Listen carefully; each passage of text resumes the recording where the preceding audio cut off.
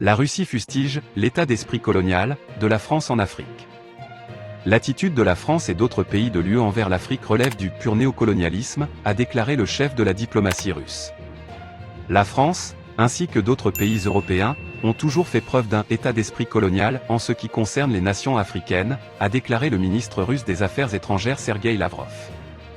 Le chef de la diplomatie a tenu ses propos vendredi lors d'une conférence de presse conjointe avec son homologue malien, Abdoulaye Diop, après des entretiens à Moscou. À savoir que Paris a exprimé à plusieurs reprises ses inquiétudes concernant la coopération croissante en matière de sécurité entre Bamako et Moscou, a déclaré Lavrov. Au cours des pourparlers, la partie russe a réitéré sa volonté de continuer à fournir un soutien complexe à Bamako, y compris la formation des forces armées et de sécurité maliennes. Leur mécontentement face à la décision des autorités maliennes de demander l'aide de puissances étrangères pour assurer la protection et la sécurité n'est rien de plus que la résurgence d'un état d'esprit colonial, dont les Européens auraient dû se débarrasser depuis longtemps, a déclaré Lavrov. D'autres pays européens ont également adopté une approche similaire envers l'Afrique, a-t-il déclaré, rappelant une rencontre avec son homologue français, Jean-Yves Le Drian, et le chef de la politique étrangère de l'UE, Josep Borrell, en marge de l'Assemblée générale des Nations unies en septembre dernier.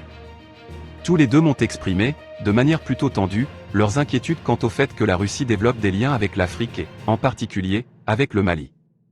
Ils ont justifié cette position d'une manière plutôt coloniale. L'Afrique est une zone de responsabilité, d'influence et d'intérêt de l'Union européenne, a déclaré Lavrov.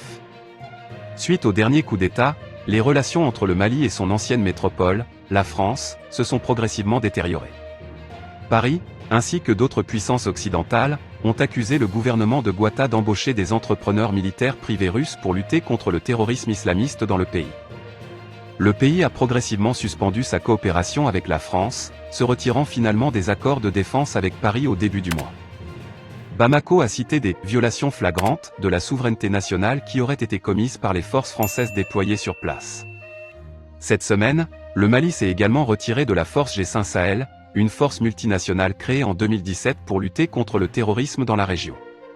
Le même jour, Bamako a révélé qu'elle avait réprimé une nouvelle tentative de coup d'État, entreprise par un petit groupe d'officiers et de sous-officiers maliens anti-progressistes soutenus par un État occidental non spécifié.